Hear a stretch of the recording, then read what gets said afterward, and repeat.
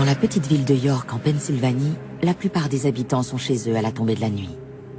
Mais à l'ouest de la ville, la mère d'une jeune fille de 19 ans commence à paniquer. 911 emergency. One to Charlie 4. I'll handle it to give a sector, have them disregard. Brenda Miller a contacté la police de York pour déclarer la disparition de sa fille.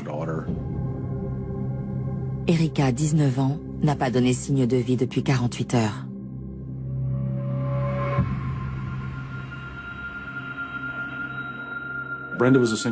Brenda était une mère célibataire. À l'époque, elle était en couple avec un certain Manuel. La dernière fois qu'elle a vu sa fille, elle regardait la télé sur le canapé, comme tous les soirs. Quand Brenda est allée se coucher, Manuel est resté dans le salon. Apparemment, il est allé dans la cuisine pour manger un morceau, et il est allé la rejoindre dans la chambre.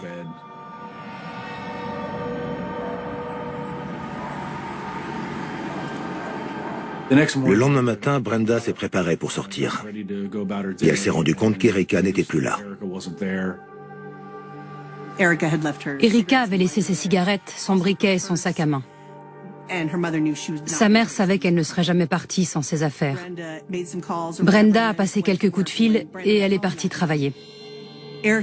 Mais le soir, Erica n'était toujours pas rentrée. Les cigarettes et le briquet n'avaient pas bougé, le sac à main était au même endroit. Et Brenda a commencé à s'inquiéter. Brenda se souvient que la veille au soir, elle a entendu Erica parler au téléphone avant d'aller se coucher. Brenda se souvenait d'avoir entendu sa fille dire quelque chose du genre « Tu seras toujours debout ?» À mon avis, Erica aurait prévenu sa mère si elle avait décidé de partir quelques jours. Elle vivait chez sa mère et elle n'avait pas d'emploi. Où est-ce qu'elle aurait pu aller? Au domicile de Brenda, les enquêteurs ne trouvent ni trace de lutte, ni signe d'entrée par effraction. Visiblement, le seul vêtement qui manquait à l'appel était un long manteau vert qu'elle portait régulièrement. La disparition du manteau suggère que la jeune fille est partie de son plein gré. Une question se pose. Et si Erica ne voulait pas qu'on la retrouve?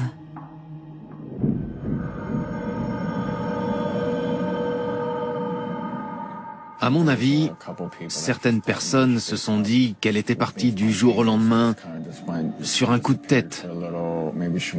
Elle aurait pu partir en voyage sans prévenir, ou alors avoir envie de prendre ses distances. Ceux qui la connaissaient savaient qu'elle en était capable.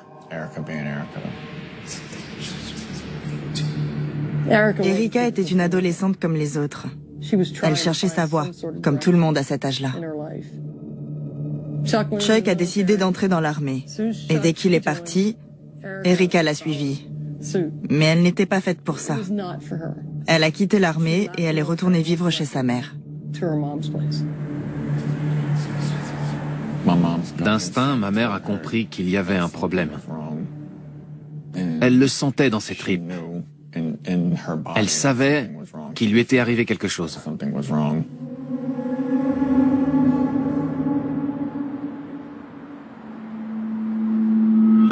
Le jour se lève sur York, et Erica n'a toujours donné aucune nouvelle. Alors que le mystère s'épaissit, les enquêteurs se mettent à la recherche de la dernière personne à l'avoir vue. Tous ceux qui avaient été en contact avec Erica dans les heures qui précédaient sa disparition faisaient partie de la liste des suspects. Du moins au début, le temps que la police les innocente. Brenda fournit une liste des amis d'Erica aux enquêteurs. Les relevés téléphoniques permettent d'identifier ses derniers interlocuteurs. Jenny était une amie proche d'Erica. Elles se parlaient tous les jours. Le soir de la disparition d'Erica, elles ont discuté au téléphone. Brenda se souvenait d'avoir entendu Erica dire quelque chose du genre « Tu seras encore là quand j'arriverai ?» Mais d'après Jenny, elle n'avait pas parlé de se rejoindre.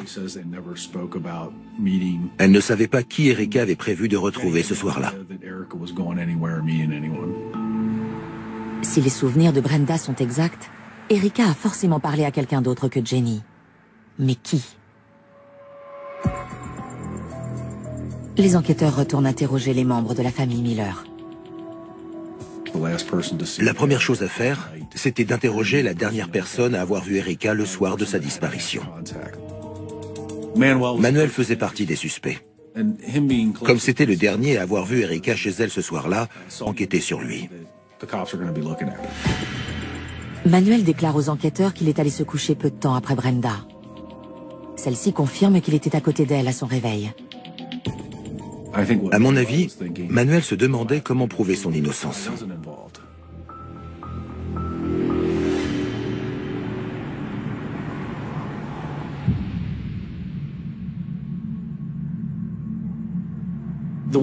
Le quartier ouest de York était assez calme et familial.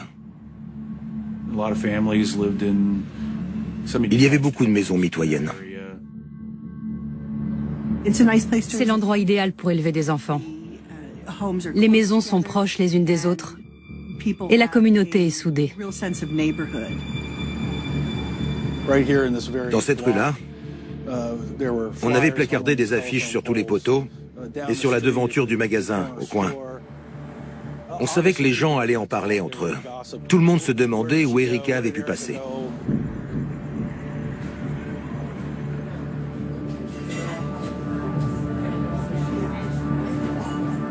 Quand il arrive ce genre de choses, tout le monde en parle. On se demande ce qui s'est passé et si on a des raisons de s'inquiéter. J'essayais de changer de sujet, de parler d'autre chose. Je lui disais de ne pas s'inquiéter. Brenda s'est jetée à corps perdu dans les recherches. Toute la famille était sur le front. Et ils descendaient dans la rue pour la chercher. Brenda soupçonnait tout le monde. Pour elle, tous ceux qui avaient passé quelques minutes seul à seul avec Erika étaient potentiellement responsables de la disparition de sa fille. Quand on a peur et qu'on ne sait pas ce qui est arrivé à son enfant, on tombe dans une forme de paranoïa.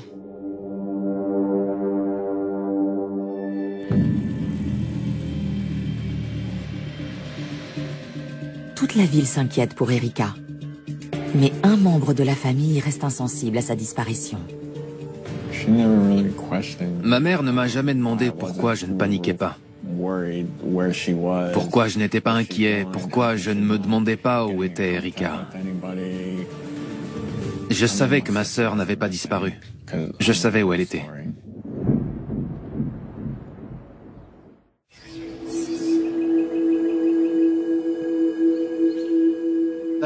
C'est comme ça que je me souviens d'Erika. On la voit bien sur cette photo. On était en cours. Elle avait l'air heureuse.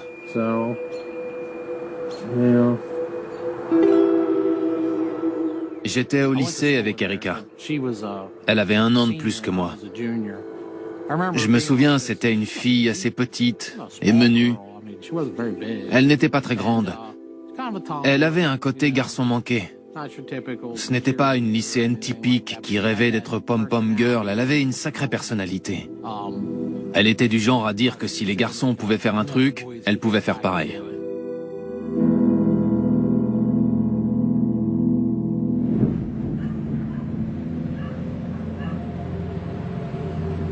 Erika Miller, 19 ans, a disparu depuis une semaine. Alors que sa photo est placardée dans toutes les rues de la ville, sa mère et la police la cherchent partout. Mais ils ignorent que Chuck, le frère aîné d'Erika, leur cache un secret. Quelques jours avant sa disparition, elle m'avait dit qu'elle avait trouvé un boulot payé $15 de l'heure. En janvier 1995, $15 de l'heure, c'était énorme. Un ami commun qui connaît l'intérêt d'Erika pour l'armée l'a contacté pour une mission top secrète. Apparemment, c'était dans le cadre du programme de protection des témoins. Erika devait protéger une femme qui restait cachée avant de témoigner. On lui a présenté ça comme une mission très confidentielle. Étant donné la nature de la mission, Erika fait jurer à Chuck de garder le secret. Il ne doit en parler à personne, pas même à leur mère. Elle ne voulait pas que maman s'inquiète. J'étais le seul à qui elle pouvait confier son secret. Elle savait que je ne dirais rien à personne. Elle m'a dit qu'elle en avait pour une semaine maximum. Si on n'avait pas de nouvelles pendant quelque temps, on ne devait pas s'inquiéter.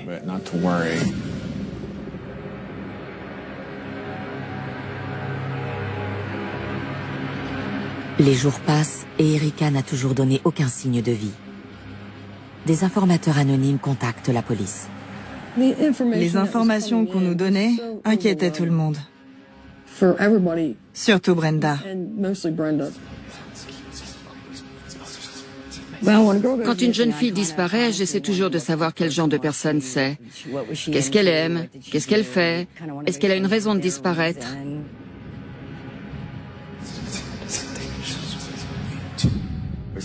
Après une disparition, on s'invente forcément des scénarios. On se demande où est passée la victime, ce qui a pu lui arriver. Et la première chose qu'on se demande, c'est ce qu'on peut faire pour aider la famille. Tout le monde avait sa théorie. Les gens disaient qu'elle était tombée amoureuse d'un chasseur et qu'elle était partie avec lui en pleine nature. Un témoin a déclaré avoir entendu une dispute entre un homme et une femme. La dispute aurait eu lieu le soir de la disparition d'Erika, tout près de son domicile.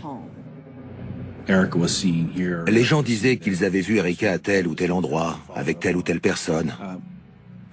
On devait tout vérifier. Mais très souvent, les théories qu'on explore, les pistes qu'on suit, et les personnes qu'on soupçonne, mènent à une impasse. C'est comme quand il fait froid et qu'on souffle. On voit la fumée qui s'échappe, on veut l'attraper, mais elle a déjà disparu. C'est ce qui nous est arrivé avec cette enquête. On avait des débuts de piste, mais dès qu'on pensait mettre le doigt sur quelque chose, ça nous échappait. Une autre piste apparaissait et elle s'essoufflait aussi vite. On ne pouvait pas aller au bout de toutes les pistes. On vérifiait si les informations étaient cohérentes. Et si ce n'était pas le cas, on passait à autre chose. La police a découvert qu'Erika aurait eu une relation avec un certain Earl, qui était le père d'une de ses amies. Ce qui est étrange, c'est qu'il se trouve que Earl a disparu à peu près au même moment qu'Erika.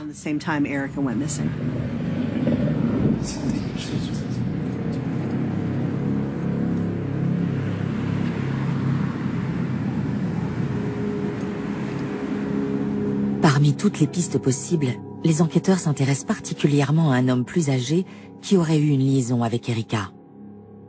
Tout le monde avait sa théorie. Tout était possible. Je pense que les gens s'intéressaient à Earl. Ils commençaient à l'imaginer en couple avec Erika. Les pistes étaient de plus en plus nombreuses. Les gens s'imaginaient des choses. Ils commençaient à avoir des soupçons. Et quand on en parle aujourd'hui, je me dis que cette histoire n'était vraiment pas claire. On a fini par conclure que Earl n'avait rien à voir avec la disparition d'Erika. Au bout d'une semaine, je vois pas comment les gens auraient pu continuer à croire qu'elle avait fugué. Elle était partie sans ses affaires. C'était une jeune femme sans revenu. En s'intéressant à l'affaire et en y réfléchissant un peu, on en arrivait forcément à la conclusion qu'il lui était arrivé quelque chose. Est-ce qu'on pouvait la sauver? Est-ce qu'il était trop tard? Les gens se posaient beaucoup de questions. À mon avis, ses amis en parlaient entre eux. Ils devaient essayer de trouver des théories, de savoir qui était responsable de sa disparition. On explorait toutes les possibilités. Dans l'affaire Erika Miller, il y avait beaucoup de pistes à suivre. Mais elles ne menaient jamais à rien. Erika Miller semble s'être volatilisée. Sa mère et les enquêteurs ne peuvent se raccrocher qu'aux rumeurs et aux spéculations.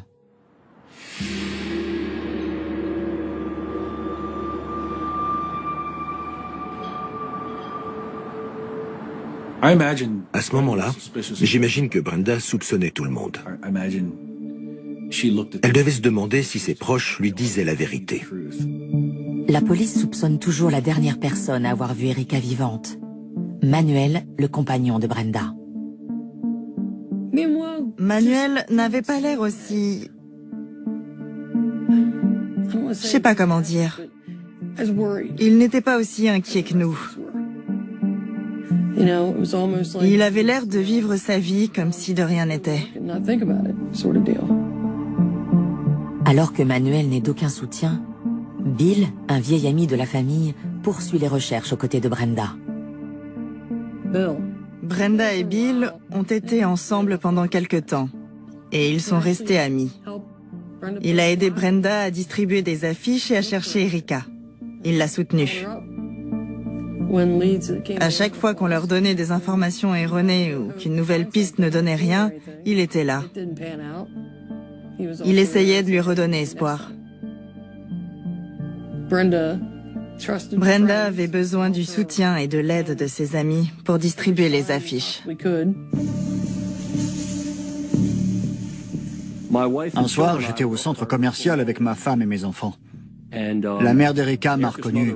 Alors elle est venue me demander si j'avais eu des contacts avec sa fille ou si je l'avais vue. Mais je n'avais plus de nouvelles depuis longtemps. Je lui ai demandé pourquoi. Alors elle m'a montré son affiche. Et elle m'a dit qu'Erica avait disparu. On voyait le désespoir dans ses yeux. Elle ne savait pas quoi faire. À chaque nouvelle rencontre, Brenda se rend compte que tout le monde a peut-être des informations. J'ai vécu à York pendant 30 ou 35 ans. En 1995, la photo de cette fille était placardée partout. On avait l'impression d'être surveillé. Je me suis dit que quelque chose n'allait pas. Cette photo, je m'en souviendrai toute ma vie. Peine quand je voyais la mère de cette fille. Je ne peux pas imaginer sa douleur. C'était sa fille unique. Avec ma femme, on en a discuté. On a essayé de comprendre où elle avait pu aller. On se demandait si Erica était partie. Mais je n'y croyais pas. Elle aimait trop sa mère et son frère pour disparaître du jour au lendemain. Les enquêteurs ont tout de suite pensé que Manuel avait pu faire du mal à Erica. Mais il a été innocenté. Rapidement, on a écarté Manuel de la liste des suspects. Les gens se posaient des questions. Ils étaient perdus. Personne ne comprenait comment une jeune fille pouvait disparaître du jour au lendemain. 6 semaines après la disparition d'Erica, la police de York reçoit un coup de fil inquiétant. Rob Eckenrod se rend sur place dans une ferme à l'extérieur de la ville. Encore aujourd'hui, l'enquêteur est hanté par ce qu'il a découvert. Je me souviens qu'il faisait un froid glacial. J'avais un gros manteau, mais je tremblais quand même. Toute la zone avait été délimitée. L'odeur de cadavre m'a pris au nez. Cette odeur-là, on ne l'oublie jamais. Je savais ce que j'allais trouver avant même de poser les yeux sur le cadavre.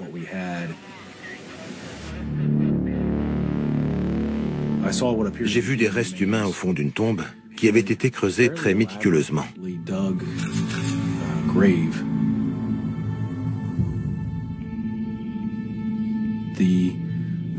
La victime était totalement nue. Elle ne portait qu'une paire de chaussettes. Et il y avait un manteau vert près de sa tête. Le manteau correspond à la description fournie par Brenda Miller au moment de la disparition de sa fille. Quelques minutes plus tard, la police scientifique confirme qu'il s'agit bien d'Erica.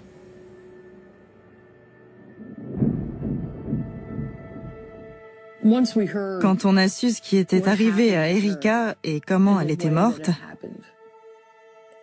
ça m'a rendu malade. On ne savait pas quoi dire. On n'avait pas les mots, même pour en parler entre nous. C'est le genre de choses dont on n'a pas envie de discuter. On en était incapable. Chuck, le frère d'Erica, est en mission avec son unité des Marines quand il apprend la mort de sa sœur. Je me souviens que je n'arrêtais pas de pleurer quand je l'ai appris. Ensuite, je me suis excusé, j'ai dit que j'étais désolé. Quand on m'a demandé pourquoi je m'excusais, j'ai répondu que les Marines n'étaient pas censés pleurer, qu'on devait être plus fort que ça. Mais ils m'ont tous dit que c'était faux. Les Marines ont le droit de pleurer aussi. Chuck n'a pas oublié l'offre d'emploi dont Erica lui avait parlé. La vérité s'impose à lui. Quelqu'un a trahi sa sœur. Quand j'ai annoncé à ma mère que j'avais gardé le secret de ma sœur parce qu'elle m'avait fait promettre de n'en parler à personne, elle a été étonnée. Mais elle n'a jamais été déçue de mon comportement. C'est bizarre quand on y pense. Je pense que si j'avais eu un regard extérieur, je n'aurais pas compris qu'on puisse croire à cette histoire sans douter, sans rien remettre en question. J'ai vraiment du mal à l'accepter. Je me sentais trahi et je me suis senti bête. La découverte du corps d'Erica permet aux enquêteurs de comprendre ce qui lui est arrivé. Erica a été tuée de 2 balles de fusil de calibre 12 à l'arrière du crâne. Elle avait de l'adhésif sur la bouche. Sur la scène de crime, la police scientifique a retrouvé de la bourre et une douille de calibre 12. Le mystère planait toujours. Mais la question n'était plus de savoir où était Erica. La question maintenant, c'était de savoir qui l'avait tuée et pourquoi.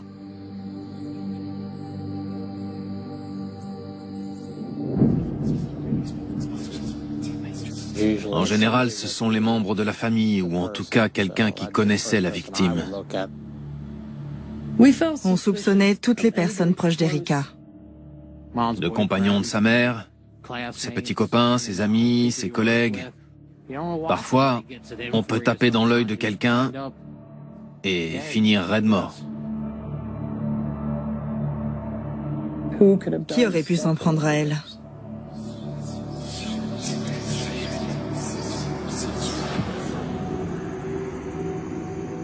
Rob Eckenrod interroge les propriétaires du terrain. Un couple sans lien apparent avec la victime. Tom March et Cheryl Smith ont été soupçonnés d'office, puisqu'ils vivaient sur le terrain où le cadavre avait été retrouvé.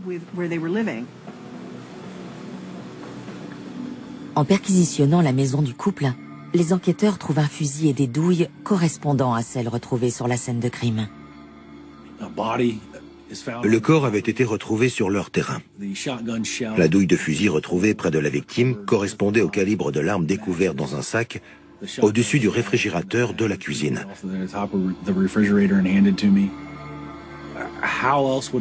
À ma place, n'importe qui les aurait soupçonnés. D'après Cheryl, un ami de Tom leur a demandé d'entreposer des documents confidentiels sur leur terrain.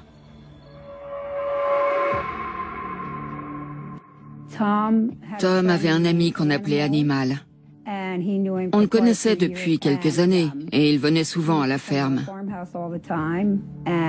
Il avait toujours une arme à la ceinture. Il était très propre sur lui, on aurait dit un militaire. Il faisait du trafic en prison, il surveillait des gens, il était chasseur de primes. Personne ne lui disait jamais rien. Pendant quelques années, il est passé régulièrement déposer des affaires à la ferme. Et puis, il allait au tribunal avec son arme à la ceinture, mais personne n'avait jamais rien à y redire. On s'entendait bien, tout se passait bien. Et on n'attendait rien de lui en retour. C'était l'ami de Tom et ça s'est toujours passé comme ça. En janvier 1995, il a voulu enterrer une boîte sur notre terrain avec tous ses documents professionnels. Il y avait des infos sur les gens qu'il avait capturés. Il préférait les enterrer plutôt que de payer une assurance. Avec le temps, Cheryl finit par trouver cette demande suspecte. Elle devient méfiante. En allant faire les courses, j'ai vu la photo de la fille. C'était Erica Miller. Sur l'affiche, il n'y avait qu'une photo de son visage avec la mention « disparu » et la date de sa disparition. J'avais l'impression qu'elle me regardait. C'était comme si on échangeait un regard à travers la photo. D'après Cheryl, le soir de la découverte du corps, elle aurait demandé à Tom de creuser à l'endroit où la boîte aurait été enterrée. J'ai attendu qu'il rentre du travail. Il faisait nuit noire. Je lui ai dit, « Tom, je sais qu'elle est enterrée là. » Je savais que ça avait l'air fou, mais au fond de moi, je sentais qu'elle était dans ce trou. C'était comme si elle essayait de me parler pour me dire où elle était. Elle essayait de me faire comprendre qu'elle était enterrée sur notre terrain. Son bras est apparu en premier, comme si elle faisait un signe de la main. Je suis sortie du trou et je suis partie à la maison en courant. J'ai appelé la police. Et j'ai demandé à Tom s'il avait quelque chose à voir avec le meurtre de cette fille.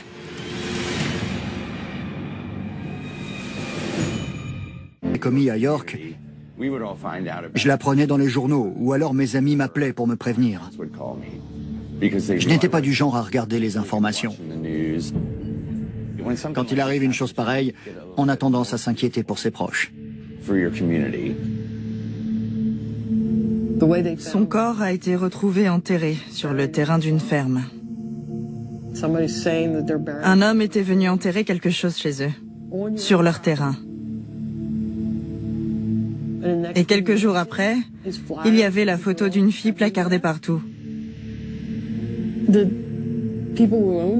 Pour moi, les propriétaires de la ferme auraient dû être soupçonnés tout de suite. On ne peut pas prendre ça à la légère.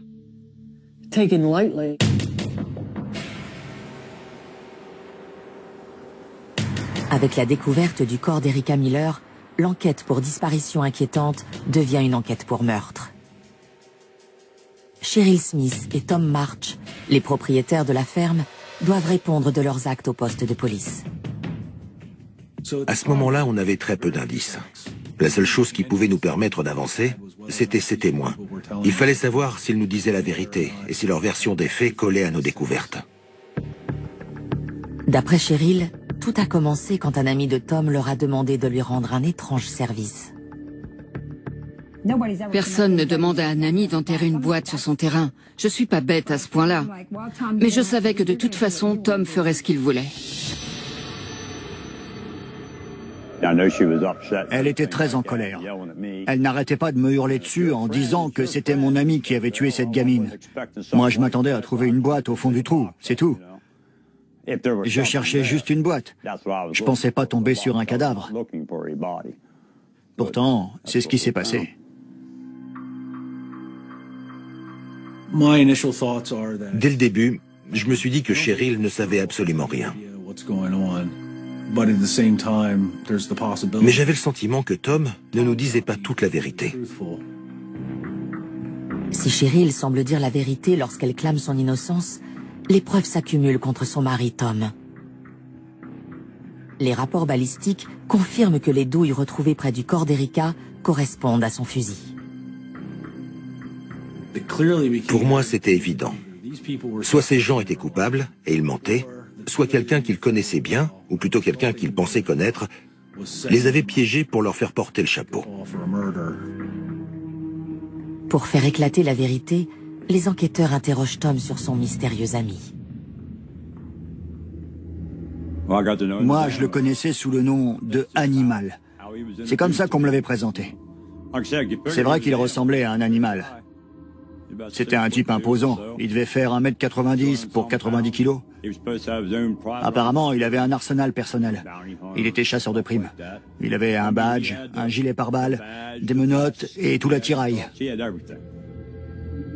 Animal était un peu étrange. Mais je l'acceptais comme il était. On a fait connaissance et on est devenus assez proches. On a pris l'habitude d'aller chasser ensemble.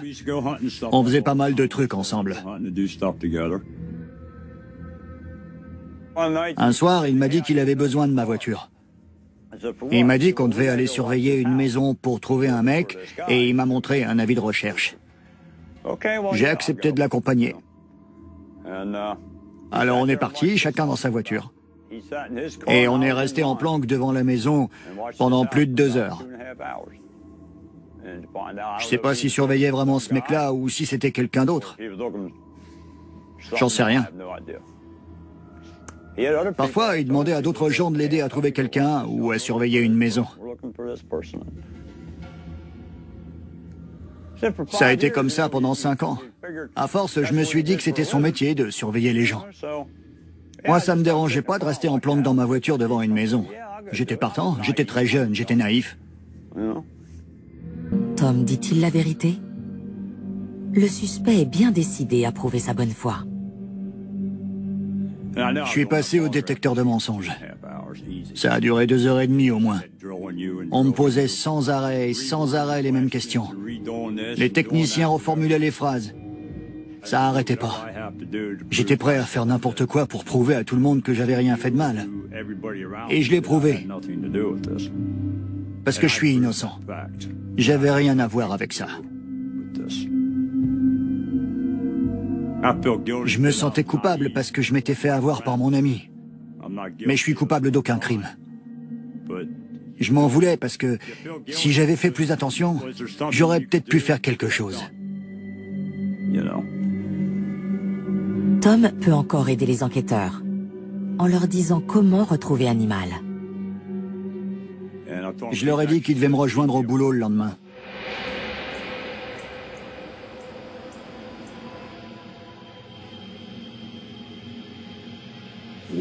On a organisé l'arrestation. 2 agents se sont rendus sur place. On avait un camion avec une antenne radio et un autocollant de la marine américaine. Le camion était garé juste devant le lieu de travail de Tom March, là où le suspect devait le rejoindre. On l'a arrêté avant qu'il sorte de sa voiture. Il a coupé le contact en regardant droit devant lui. Il n'a jamais demandé pourquoi des agents de police pointaient leurs armes vers lui. Il est resté dans sa voiture en regardant dans le vide. Je me suis rendu compte qu'on avait affaire à un homme comme on n'en avait jamais vu. On avait beaucoup d'informations, beaucoup de théories. On savait que tout était lié sans comprendre comment. Et la pièce maîtresse du puzzle, c'était lui. Au moment où les enquêteurs arrêtent leur suspect, le mystère de la disparition et du meurtre d'Erica Miller prend fin. Animal, c'était James William Begley. Ses amis le surnommaient Bill. On l'appelait Bill. Quand ma sœur a disparu, ma mère me racontait que Bill l'accompagnait pour placarder les affiches. Elle lui avait donné une énorme pile d'affiches à distribuer. Il lui avait promis de l'aider. Mais il ne l'a jamais fait. Chuck se rend compte que l'homme qui a piégé sa sœur en lui proposant un emploi fictif est celui qu'il côtoie et qu'il admire depuis des années. Je le connaissais depuis que j'étais petit. Et du jour au lendemain, je me suis rendu compte qu'il avait passé son temps à me mentir. La police scientifique a passé sa voiture au peigne fin. Il y avait du sang sur le tapis de sol à l'arrière. Dans le coffre, on a trouvé un bac avec une longue chaîne et un rouleau de ruban adhésif. J'avais une théorie. Je pense qu'il avait envie de séduire Erica. Il a dû profiter de son statut et de l'autorité qu'il avait sur elle. Begley n'était plus en couple avec Brenda Miller. Et il a inventé un prétexte pour se retrouver seul avec Erica. Il l'a attirée dans ses filets en inventant une opportunité professionnelle. L'enquêteur pense qu'après avoir attiré Erica, Begley l'aurait enlevée, puis emmenée sur le terrain de Tom et Cheryl. Le fait qu'on les retrouvait nus suggère une forme de désir sexuel de la part de l'assassin. Et vu les indices retrouvés sur la scène de crime, elle a été tuée dans le trou.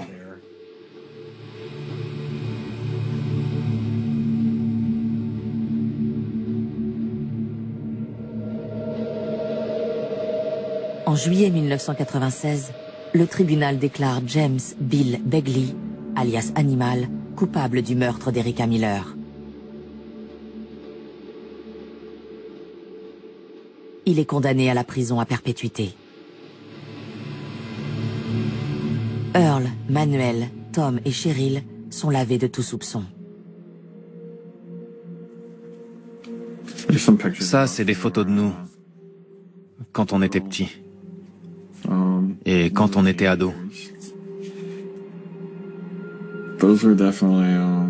À l'époque, on était heureux. Cette photo a été prise 1 an après la mort de ma sœur. Il n'y avait que ma mère et moi chez ma grand-mère pour Noël. Il manquait ma sœur. Pendant longtemps, on s'est enfoncé dans une spirale négative. Je n'arrivais pas à en sortir. Ma mère allait très mal. Elle a essayé de se suicider 2 ou 3 fois.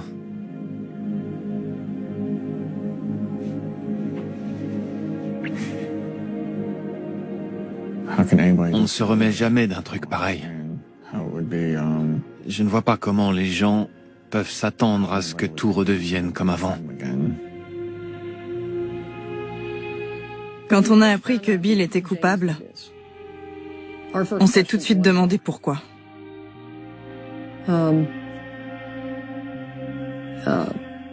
Il doit avoir un vrai problème psychologique. Mais on ne voulait pas lui trouver d'excuses. On lui a demandé pourquoi il avait fait ça. Il n'a jamais répondu. On s'est dit que c'était un homme mauvais. Pour se faire appeler animal, il faut vraiment être malade. Il a fait honneur à son surnom. C'est devenu un animal.